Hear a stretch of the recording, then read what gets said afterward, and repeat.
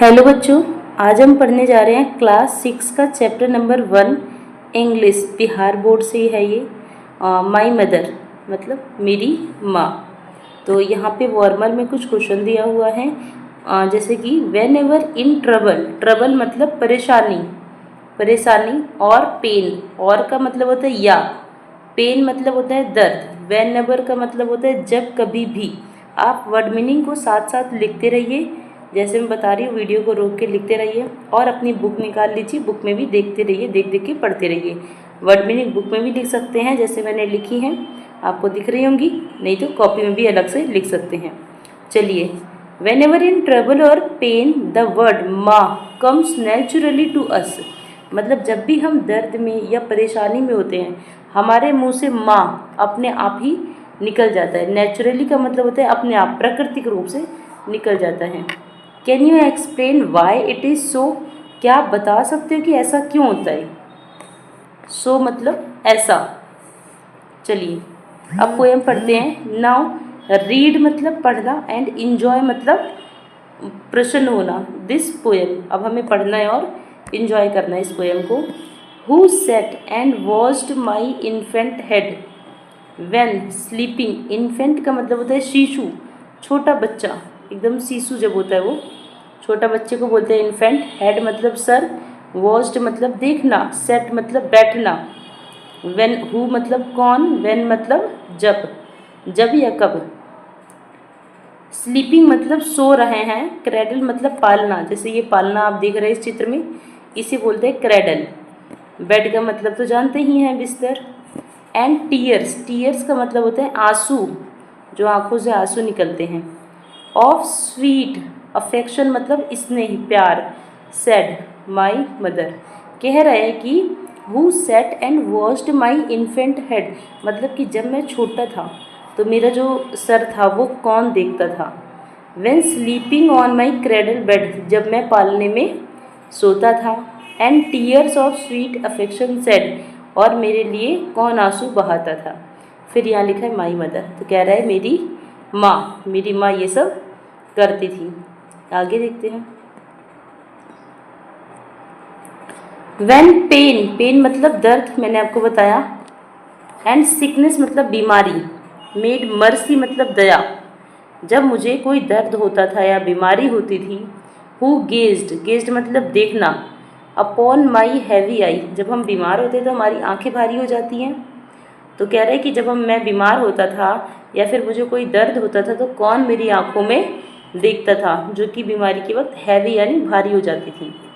And wept for fear, wept यानी रोना, fear मतलब डर, तो कौन डर से रोता था। दैट आई शुड डाई, कि कहीं मैं मर न जाऊँ, डाई मतलब मरना। माई मदर, तो कौन करता था, मम्मी। फिर है who ran to help me when I fall, fell, fell मतलब गिरना, जब बच्चे दौड़ते दौड़ते गिर जाते हैं तो उसको बोलते हैं फेल। तो कह रहा है कि कौन मेरी मदद करता था, हेल्प मतलब मदद करता था, जब मैं गिर जाता था। And would some pretty story tell, और कौन मुझे बहुत अच्छी अच्छी कहानियाँ सुनाता था। स्टोरी मतलब कहानी, टेल मतलब कहना या सुनाना। और kiss the place to make it well, और जब मैं गिर गया, चोट लग गई, तो मुझे अच्छी अच्छी कहानियाँ सुनाती थी मम्मी, और मेरी उस जगह पर जहाँ चोट लगी है वहाँ पर किस करती थी ताकि वो जल्दी ठीक हो जाए, वेल यानी ठीक हो जाए। तो कह रहे कि माई मदर, तो ये काम कौन करती थी, mother. And can I ever cease मतलब बंद करना, to be affectionate and kind to thee, तो क्या मैं उनसे कभी स्नेह करना, प्यार करना भुला सकता हूँ, बंद कर सकता हूँ। Who was very kind to me, जो मेरे प्रति बड़ी दयावान थी, तो कह रहे कि माई मदर। तो क्या ऐसा कभी होता है कि हम अपनी माँ के प्यार को भुला दें, नहीं। आगे बढ़ते हैं। ओ नो, कह रहे ओ नो नहीं। द थॉट, थॉट मतलब विचार। आई कांट बियर, कि मैं ये विचार भी नहीं ला सकता अपने दिमाग में, किस चीज़ का, उनको भुलाने का, अपने माता पिता को भुलाने का। बियर मतलब सहन करना। And if God please my life to spare, अगर मेरा भगवान मेरी ज़िंदगी को बख्श देता है या बचा लेता है। बख्श देना यानी छोड़ देना, बचा लेना। I hope I shall reward thy care, कि मैं भी उनकी उतनी केयर मतलब देखभाल करना, रिवॉर्ड यानी इनाम, तो मैं भी उनकी ही उतनी ही देखभाल करूँगा बदले में।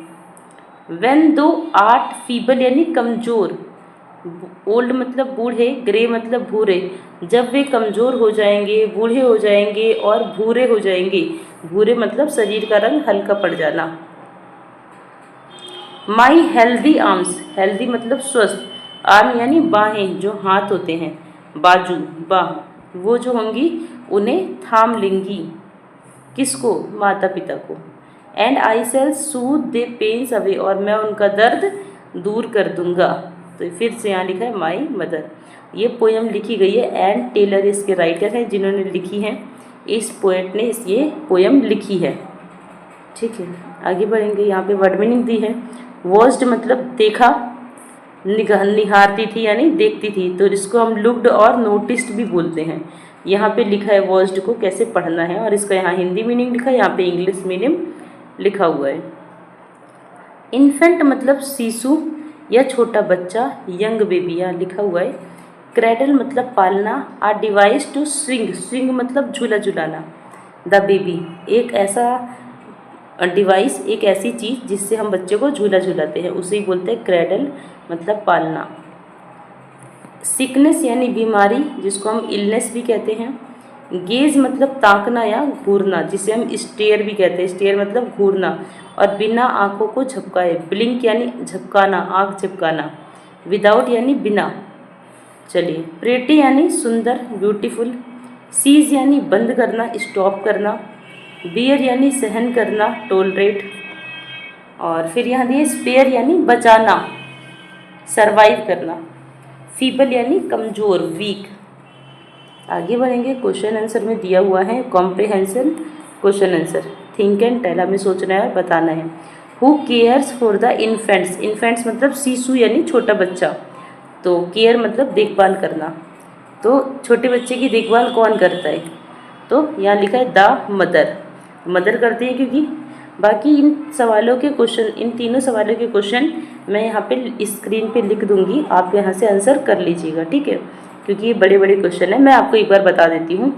Y does the mother weep when her child falls ill, माँ क्यों रोती है जब बच्चा बीमार होता है? तो क्योंकि उसे डर होता है। इस पोएम में लिखा है कि उसे डर होता है कि बच्चे की मृत्यु ना हो जाए, ऐसा इस पोएम में लिखा है बाबू। What does she do when her child falls down, जब बच्चा गिर जाता है तो माँ क्या करती है? दौड़ कर आती है और उसे उठाती है और कहानियाँ सुनाती है और उस चोट पर चुभ लेती है कि जल्दी ठीक हो जाएगा। What will you do for your mother when she is old, जब आपकी मम्मी बूढ़ी हो जाएंगी तो आप अपनी माँ के लिए क्या करेंगे? आप भी उनकी सेवा करेंगे ऐसे ही।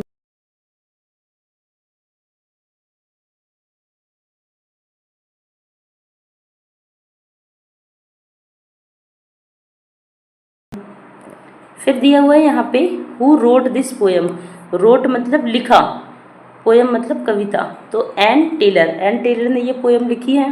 पूछ रहे किसने लिखी है, तो मैंने अभी आपको बताया कि एन टेलर ने लिखी है। फिर है question number 2, what does a mother do when her child is very young, जब बच्चा छोटा होता है तो उसकी मम्मी उसके लिए क्या क्या करती हैं? तो मैं इसका आंसर भी यहाँ पे लिख दूँगी, आप वहाँ से कर लेना, ठीक है। थोड़ा बड़ा है क्योंकि मम्मी तो बहुत कुछ करती है, जितना भी हमने पोएम में पढ़ा।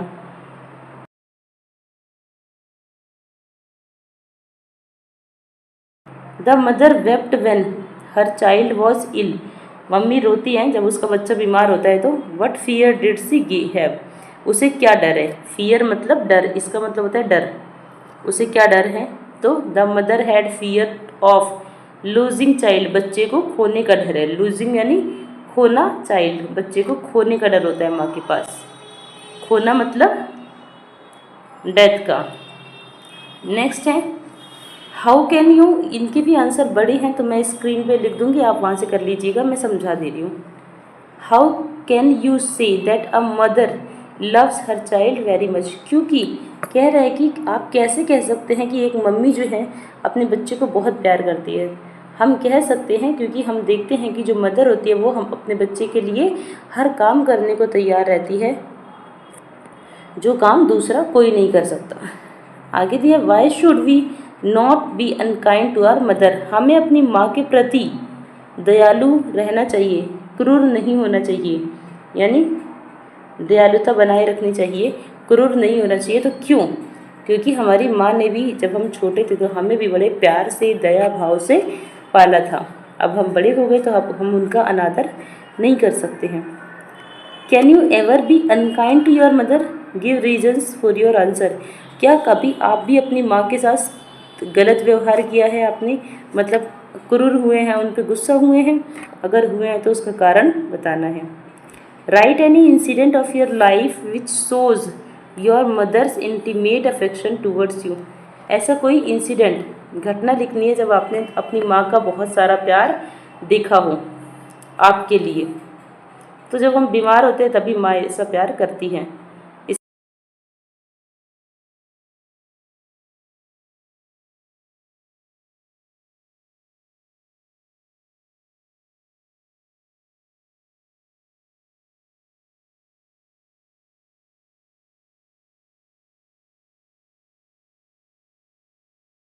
इसका आंसर भी आपको स्क्रीन पे मिल जाएगा, वैसे मैंने आपको समझा दिया है। तो चलिए, यहाँ पे लव का मतलब होता है अफेक्शन, AFFECTION,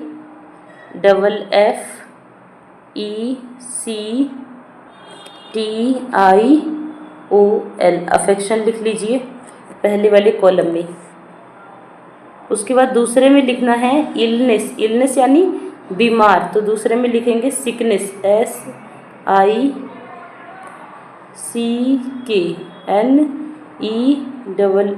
ये लिखना है दूसरे वाले में। सिकनेस मतलब बीमारी। लवली मतलब सुंदर, तो प्रेटी मतलब भी सुंदर, PRETTY, या फिर ब्यूटीफुल भी लिख सकते हैं, PRETTY। अब यहाँ पे इस वाले स्टैंजा को सबसे नीचे जो दिया हुआ है, इन 4 लाइनों को हिंदी में ट्रांसलेट करना है या फिर अपनी मदर टंग में, मातृभाषा में ट्रांसलेट करना है। तो इसका आंसर भी आपको स्क्रीन पे मैं लिख देती हूँ। ये वही कह रहा है कि जब मैं बीमारी में होता हूँ या दर्द में होता हूँ, रोता हूँ, तो कौन मुझे देखता है, कौन मेरी आँखों को, भारी आँखें जो भारी हो जाती हैं उन्हें देखता है, एंड वेप्ट फॉर फियर, और कौन मेरे लिए डर से रोता है। तो इसे हिंदी में लिखना है आपको। तो आज का वीडियो इतना ही था। मुझे लगता है कि वीडियो आपको अच्छा लगेगा और आप पढ़िएगा, इंग्लिश को, बुक को भी पढ़ने की कोशिश करिएगा ताकि आपको पढ़ना भी आ जाए, रीडिंग भी आ जाए। इंग्लिश पढ़ना आना बहुत ज़रूरी है। तो मिलते हैं अगले वीडियो में।